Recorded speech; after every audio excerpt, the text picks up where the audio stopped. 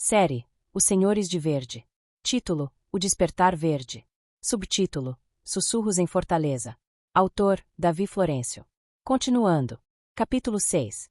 No Coração Verde. O dia da partida para a Amazônia chegou. Aris despediu-se de Raul no aeroporto de Fortaleza, uma troca de palavras que tentava ser leve, mas carregada de subtexto. Cuidado por lá, Aristeu, disse Raul, o tom mais sério que o habitual. A floresta tem suas próprias regras. E ouça. Ouça de verdade, não só com os ouvidos. Aris apenas assentiu, incapaz de articular a mistura de ceticismo e apreensão que sentia. Embarcou no avião, depois em outro menor, e finalmente em um barco que o levaria, junto com a equipe, rio adentro, para a área de pesquisa. A imensidão verde da Amazônia era avassaladora, exatamente como ele imaginara, mas agora vista através das lentes de suas recentes e perturbadoras experiências. Cada árvore parecia observá-lo, cada som da floresta parecia conter um significado oculto. Os sussurros não retornaram de forma clara, mas a sensação de estática, de uma presença difusa e inteligente, era quase constante. Nos primeiros dias, o trabalho de coleta de amostras transcorreu sem grandes incidentes, exceto pela sensação crescente de Aris de estar sendo testado. Pequenos desafios surgiam, um equipamento que falhava inexplicavelmente, um caminho que parecia mudar de lugar, a sensação persistente de não estar sozinho mesmo quando estava. Em uma noite particularmente abafada, ele teve outro sonho vívido. Desta vez, não estava no jardim das duas árvores, mas em uma clareira na floresta amazônica. No centro, uma árvore solitária de casca prateada seria a mesma do sonho anterior. Ele se aproximava, hesitante. Ao tocar a casca, não houve uma visão clara, mas uma enxurrada de sensações e fragmentos de conhecimento. A palavra contrato pulsando, a imagem da rede filamentosa se expandindo pelo globo, um vislumbre do rosto erugado de um velho, o jardineiro, e uma única frase ecoando em sua mente com clareza cristalina. Asterisco: a escolha foi feita. As consequências perduram. Acordou ofegante, a frase reverberando. O contrato. A escolha. As consequências. Era uma peça crucial do quebra-cabeça, mas ainda faltava o contexto. O que fora exatamente o contrato? E qual escolha? Você, leitor que gosta de ler com livro físico ou em PDF, pode adquirir clicando nos links na descrição, e pode seguir nosso canal para receber as notificações dos próximos volumes. Continuando. Capítulo 7. A clareira e o despertar. No dia seguinte ao sonho, enquanto a equipe se preparava para explorar um novo ponto de coleta, Aris sentiu uma atração irresistível por uma trilha secundária, quase invisível, que se afastava do caminho principal. Algo o chamava. Vou verificar uma formação rochosa ali, mentiu para o líder da equipe, apontando vagamente na direção da trilha. Encontro vocês no ponto marcado em 1 hora. Ignorando os protocolos de segurança, Aris seguiu pela trilha estreita, a vegetação fechando-se atrás dele. A sensação de ser chamado intensificou-se. O ar ficou mais denso, os sons da floresta pareceram recuar. Ele caminhou por talvez 15 minutos até chegar a uma pequena clareira. No centro, estava ela, a árvore de casca prateada de seus sonhos. Era real. Aris parou, o coração batendo forte contra as costelas. Medo e fascinação lutavam dentro dele. Era ali. Seria ali que encontraria respostas. Ou apenas mais perguntas, talvez perigosas. A árvore parecia pulsar com uma energia silenciosa. Ele deu um passo à frente, depois outro, sentindo uma espécie de zumbido no ar, uma pressão sutil em seus sentidos. Não ousou tocar. Apenas ficou ali, observando, tentando decifrar a sensação. Não houve uma voz, nem uma visão clara como no sonho. Mas algo aconteceu. Uma espécie de download silencioso. Informações, sensações, entendimentos parciais fluíram para sua mente, não em palavras, mas em pura percepção. Ele sentiu a antiguidade da árvore, a conexão dela com a terra, com a rede de vida ao redor. Sentiu a dualidade do jardim primordial, a tensão entre as duas forças representadas pelas árvores arquetípicas. Sentiu o eco do conflito primordial, a violência nascida da disputa entre o cultivo e o pastoreio, uma ferida antiga na relação humano-natureza. E, mais importante, sentiu algo despertar dentro de si. Uma ressonância. Uma capacidade adormecida de perceber essa teia, essa luta silenciosa. A semente antiga que o pajé mencionaria mais tarde. Durou talvez 1 minuto, talvez uma eternidade. Quando a sensação diminuiu, Aris estava ofegante, apoiado em seus joelhos, a mente girando. Não tinha respostas completas, mas tinha a certeza absoluta. A realidade era incomensuravelmente mais complexa e interconectada do que sua ciência jamais concebera. E ele, de alguma forma, agora fazia parte disso de uma maneira nova e irrevogável. Voltou para a equipe sentindo-se um impostor, um homem mudado fingindo normalidade. A coleta de amostras geológicas pareceu subitamente trivial diante do que acabará de experimentar. Capítulo 8. Ecos da Floresta e o Guardião do Conhecimento. De volta ao concreto e ao calor familiar de Fortaleza, a Amazônia parecia um sonho febril. Mas Aris sabia que não fora. A sensação da clareira, a imagem da árvore prateada, a frase sobre a escolha e suas consequências, tudo estava gravado em sua mente com uma nitidez que desafiava qualquer explicação racional. Mais do que isso, ele sentia a mudança sutil em si mesmo, a sensibilidade aguçada aos padrões do mundo ao redor, como se um filtro tivesse sido removido de sua percepção. O dom despertado. Ele tentou compartilhar fragmentos de sua experiência com Raul. O amigo ouviu com atenção, a habitual ironia filosófica dando lugar a uma preocupação genuína e um brilho de reconhecimento nos olhos. Aristeu, isso é mais do que eu imaginava, disse Raul, após Aris descrever hesitantemente a sensação na clareira. Parece que você tropeçou em algo antigo. Algo que as lendas apenas sussurram. A árvore, as vozes, o contrato. Isso ressoa com tantas tradições. Você precisa ter cuidado. E precisa de orientação. Orientação. A palavra ecoou em Aris. Ele não podia mais confiar apenas em sua ciência ou em sua lógica abalada. Lembrou-se do guia local na Amazônia, um homem ribeirinho de poucas palavras, mas com um olhar que parecia ver além da superfície. Antes de partir, Aris, num impulso, havia perguntado sobre lendas locais, sobre lugares de poder na floresta. O guia mencionara, com relutância, um velho pajé, um guardião do conhecimento, que vivia isolado rio acima, alguém que ainda ouvia a floresta antiga. Na época, Aris descartara a informação. Agora, parecia sua única pista. Com a ajuda de Raul para levantar fundos e disfarçar a viagem como uma extensão não oficial da pesquisa de campo, Aris retornou à Amazônia algumas semanas depois, não como físico, mas como buscador. Refez parte do trajeto de barco, desta vez sozinho com um novo guia, um jovem parente do primeiro, que concordara em levá-lo até as proximidades da morada do ancião. A jornada foi diferente.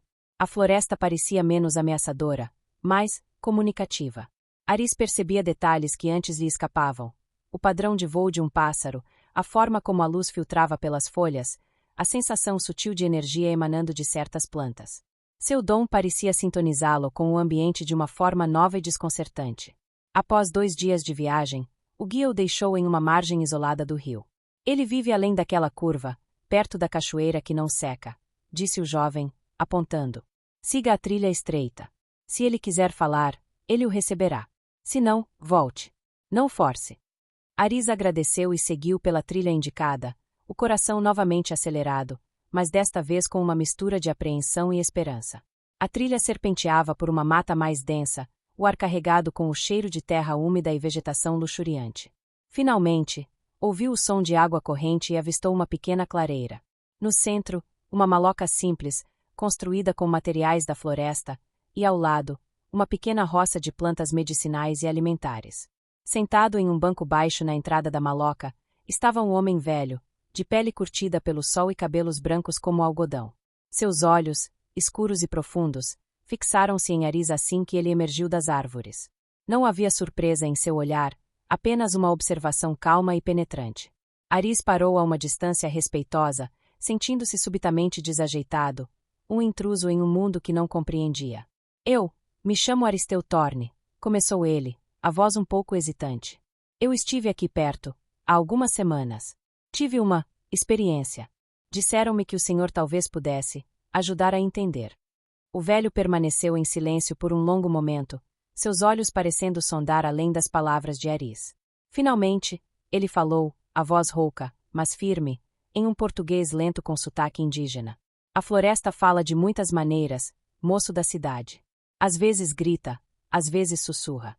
Às vezes mostra, às vezes esconde. Você ouviu um eco antigo.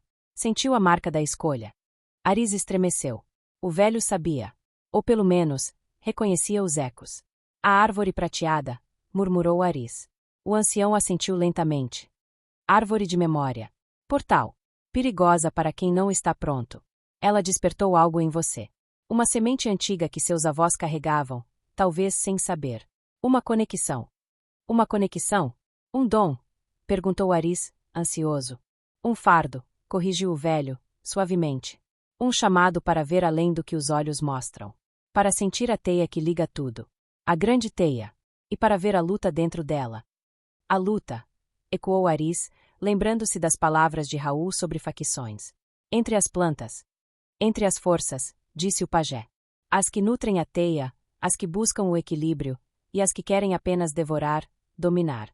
Usam o homem, a mente do homem, como campo de batalha. Oferecem poder, prazer, esquecimento, em troca da seiva da vida. É uma guerra antiga, moço. Mais antiga que suas cidades, que seus metais. As palavras do ancião, embora em uma linguagem diferente, confirmavam as suspeitas de Aris e as interpretações de Raul de uma forma visceral. A guerra silenciosa. Mas por quê? Por que os humanos? Perguntou Aris. O velho olhou para o céu, depois para a floresta ao redor. O espírito humano é ponte. É criador. Pode curar a teia, ou pode rasgá-la. Por isso as forças lutam por ele. A escolha original desequilibrou. Agora, novas escolhas precisam ser feitas. Que escolhas? O que eu devo fazer? O pajé voltou seus olhos profundos para Aris. Isso, a floresta não me diz. Isso, a semente dentro de você deve descobrir. O caminho é seu. Mas saiba, você não está mais sozinho em sua visão. E por isso, outros olhos agora o seguem. Olhos que não querem o equilíbrio. Olhos que servem à força que devora. Um arrepio percorreu a espinha de Aris. Perseguidores. O velho sabia. Tenha cuidado, moço da cidade, concluiu o ancião. Ouça a si mesmo. Ouça a teia. E escolha bem seus aliados. Nem toda folha que brilha é amiga. O pajé fez um gesto indicando que a conversa havia terminado. Aris, sentindo-se ao mesmo tempo esclarecido e mais confuso do que nunca, agradeceu com um aceno de cabeça e começou a longa jornada de volta, a mente fervilhando com as palavras do guardião, o peso do dom recém-confirmado e a sombra dos olhos desconhecidos que agora o seguiam. Capítulo 9. Olhos na sombra e pontes quebradas. As palavras do velho pajé ecoavam na mente de Aris enquanto ele retomava sua vida em Fortaleza. Uma semente antiga, um chamado para ver além, outros olhos agora o seguem. A clareza assustadora da advertência contrastava com a normalidade aparente da cidade que o receberá de volta. Mas a normalidade era apenas uma fachada. A semente despertada na Amazônia começava a germinar, manifestando-se de formas sutis e perturbadoras. Sua percepção parecia ter ganhado uma nova camada. No laboratório, ele às vezes tinha a sensação fugaz de sentir a tensão ou a excitação de um colega antes mesmo que falassem. Na rua, captava lampejos de emoções, uma onda de tristeza de um passageiro no ônibus, a irritação contida de um motorista no trânsito, que eram vívidas demais para serem mera empatia. Mais estranho ainda era como sua percepção interagia com o mundo não humano. Ele começou a notar padrões na disposição das plantas urbanas que antes lhe escapavam, quase como se formassem uma linguagem silenciosa. Em seu apartamento, às vezes tinha a impressão de que os objetos guardavam ecos de eventos passados, uma sensação residual que sua física não podia explicar. Era o dom. Uma sensibilidade à grande teia que o pajé mencionara. Junto com essa percepção aguçada, veio a paranoia, ou talvez, a confirmação da advertência do ancião. Começou a notar um carro sedã escuro, sem identificação, estacionado em sua rua em horários incomuns. Viu o mesmo carro perto da universidade. Poderia ser coincidência, Fortaleza era uma cidade grande. Mas a frequência começou a incomodá-lo. Certa noite, ao voltar tarde do laboratório, teve a nítida sensação de estar sendo seguido. Acelerou o passo, o coração martelando. Olhou para trás disfarçadamente, mas viu apenas as sombras e os faróis distantes. Chegou ao seu prédio sentindo um calafrio, apesar do calor da noite cearense. Os incidentes eram pequenos, isolados, fáceis de descartar individualmente. Um clique estranho na linha telefônica durante uma conversa com Raul. Seu laptop agindo de forma lenta, a ventoinha disparando sem motivo aparente. Um pequeno objeto de decoração em sua estante que parecia ligeiramente fora do lugar quando voltou para casa um dia. Você está ficando obcecado, Aris, disse Raul, durante uma de suas conversas, após Aris compartilhar suas suspeitas crescentes. A experiência na floresta mexeu com você. É normal ficar um pouco impressionado. Mas carros escuros? Cliques no telefone? Isso soa como roteiro de filme B. Talvez, respondeu Aris, mas a convicção em sua voz era fraca. Mas o velho pajé avisou, Raul. Ele disse que olhos me seguiam. Xamãs falam por metáforas, Aristeu. Podem ser os olhos da sua própria consciência, ou os olhos das forças que você está começando a perceber dentro de si e no mundo, argumentou Raul, embora Aris notasse uma sombra de preocupação por trás da análise filosófica. Mas Aris sentia que era mais do que metáfora. A sensação de vigilância era palpável. E seu dom recém-desperto, embora confuso, parecia confirmar isso. Às vezes, ao sentir a presença do carro escuro ou ao notar uma figura observando-o à distância, ele tinha um flash de frieza. Uma intenção focada, desprovida de emoção, que parecia direcionada a ele. Era diferente das emoções humanas que ele começava a sentir. Quem eram eles? O que queriam? Estariam ligados a alguma das facções vegetais que o pajé mencionara? Ou seriam algo totalmente diferente? As perguntas se acumulavam, aumentando a pressão sobre sua mente já sobrecarregada. A sensação de perigo iminente e a estranheza crescente de sua própria percepção levaram Aris a um ato quase impulsivo: ligar para Helena. Não era uma ligação de vídeo agendada para falar com as crianças. Era uma ligação direta para ela, algo que ele evitava desde os meses mais turbulentos do divórcio. Ela atendeu no terceiro toque, a voz cautelosa. Aris. Aconteceu alguma coisa. As crianças estão bem. O tom de preocupação imediata com os filhos atingiu Aris. Não, Helena, eles estão bem. Eu só queria falar com você. Houve uma pausa do outro lado da linha. Comigo? Sobre o quê? Aris hesitou, subitamente consciente da dificuldade, da impossibilidade de explicar. Como começar?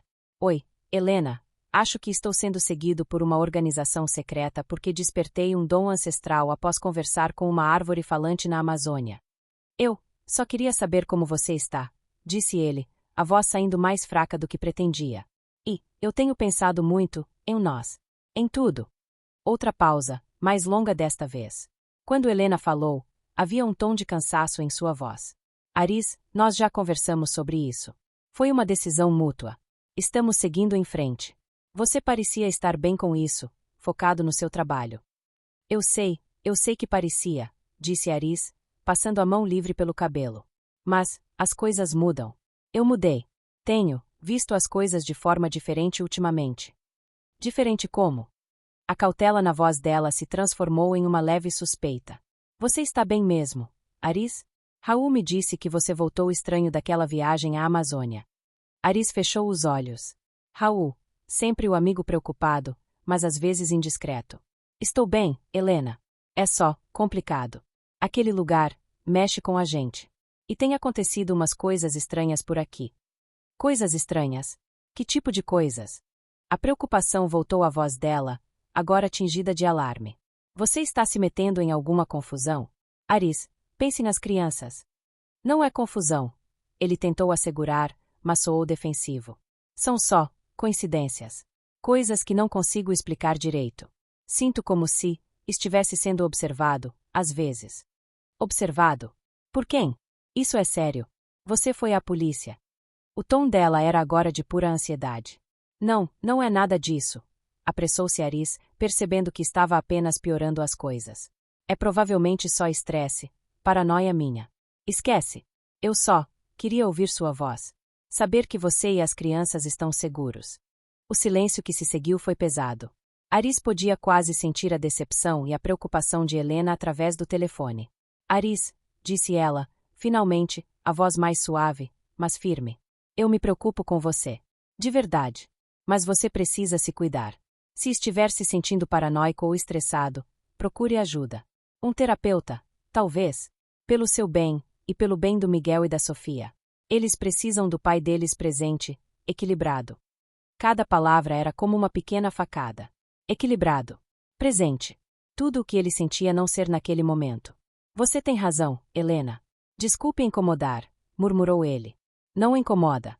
Só, se cuida, por favor, respondeu ela, e desligou. Aris ficou segurando o telefone, o som da linha muda ecoando o vazio que sentia. A tentativa de reconexão havia falhado miseravelmente. Ele não conseguia transpor o abismo que suas experiências recentes haviam criado entre ele e o mundo normal, o mundo onde Helena e seus filhos viviam. Sentiu uma onda de arrependimento pela separação, uma saudade dolorosa da intimidade e da compreensão que haviam perdido. Mas como poderia ele compartilhar a verdade? Quem acreditaria? A ligação apenas reforçou seu isolamento. Ele estava sozinho com seu dom recém-desperto, com as memórias fragmentadas da floresta, com a ameaça invisível que o seguia. A ponte para sua antiga vida parecia irremediavelmente quebrada. Você está gostando deste conteúdo? Siga, comente e compre nossos livros. Continuando. Capítulo 10. A Dança dos Elementos. O isolamento pesava sobre Aris. A conversa com Helena deixará um gosto amargo de fracasso e incompreensão. A sensação de perigo difuso, dos olhos na sombra, era uma constante nos limites de sua percepção aguçada. Buscando um porto seguro naquilo que sempre dominara, ele mergulhou novamente em seu trabalho, nas complexidades da física nuclear, na busca pela ilha de estabilidade dos elementos superpesados. Passava horas no laboratório ou em seu escritório em casa, cercado por diagramas, equações e os dados brutos de experimentos anteriores. A tabela periódica, em sua elegante organização, cobria uma parede inteira, um mapa familiar do universo material. Ali, pelo menos, as regras eram claras, as propriedades previsíveis, as interações governadas por leis matemáticas. Mas mesmo ali, a estranheza o encontrava. Sua nova sensibilidade parecia interagir até com o inanimado. Ao analisar dados sobre decaimento radioativo, às vezes tinha a impressão fugaz de sentir a instabilidade inerente ao núcleo atômico, uma tensão prestes a se romper. Ao olhar para a tabela, não via apenas símbolos e números, mas sentia personalidades, ressonâncias distintas emanando de cada quadrado. Descartou a ideia como mais um sintoma de estresse. Contudo, as palavras do pajé sobre a grande teia que liga tudo e o espírito humano como ponte e criador voltavam à sua mente. E se a teia incluísse não apenas o orgânico, mas também o inorgânico? E se o papel humano fosse construir pontes não apenas entre si ou com a natureza viva, mas com a própria matéria fundamental? Foi durante uma noite de insônia, revendo anotações sobre a história da química, que a ideia cristalizou. Ele releu a história quase mítica de Dmitri Mendeleev, que teria organizado os elementos em sua tabela definitiva após uma visão em sonho. Um sonho. Uma revelação. E se não fosse apenas um insight psicológico, mas uma comunicação real? E se os próprios elementos, as inteligências fundamentais do reino mineral, tivessem se revelado à humanidade através da mente preparada de Mendeleev? O pensamento era radical, beirando a loucura científica. Mas sob a luz de suas experiências recentes, fazia um sentido perturbador. Ele olhou para a tabela na parede, não mais como um catálogo, mas como um panteão silencioso.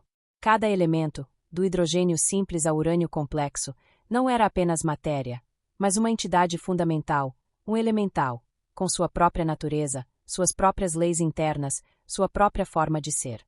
Essas inteligências minerais, talvez operando em escalas de tempo e consciência inimagináveis para os humanos, teriam percebido o surgimento do espírito humano criador. E, em um ato de colaboração cósmica, ofereceram-se. Revelaram sua ordem interna, suas afinidades, suas propriedades, não para serem dominados, mas para serem usados como ferramentas, como blocos de construção para que a humanidade cumprisse seu papel de ponte, de co-criadora da realidade material. A tabela periódica não era uma invenção humana, mas um mapa revelado, um guia para a dança dos elementos, um convite para construir, para transformar, para evoluir. Um arrepio percorreu Aris. Essa perspectiva lançava sua própria pesquisa sob uma nova luz. Ele não estava apenas buscando estabilidade em núcleos pesados. Estava tentando compreender os limites da própria manifestação elemental, talvez tocando nas fronteiras onde a ordem mineral se tornava mais caótica, mais instável. Lembrou-se das palavras do pajé sobre as forças que nutrem e as que devoram na teia. Seria possível que essa dualidade existisse também no reino mineral. Elementos estáveis, construtivos, como o carbono, o silício, o ferro, a base da vida e da civilização. E elementos instáveis, radioativos, cujo poder era imenso, mas perigoso, capazes tanto de gerar energia quanto de destruir, representando talvez uma força mais primordial, caótica, ou simplesmente indiferente. Não se aprofundou nessa linha de pensamento, As implicações eram vastas demais. Mas o insight principal permaneceu. Sua ciência e a realidade mística que se desdobrava diante dele não eram mundos separados. Eram camadas da mesma teia. O reino mineral, com suas leis precisas, também era parte da dança cósmica de consciência e interação. Sentiu uma onda de excitação intelectual que não experimentava há muito tempo, misturada a um temor reverente. Ele, Aristeu Thorne, físico cético, estava começando a decifrar uma linguagem universal que transcendia a matemática e a química. Uma linguagem escrita nos próprios átomos. E essa descoberta, ele suspeitava, era apenas mais um passo em uma jornada que o levaria a lugares ainda mais estranhos e perigosos.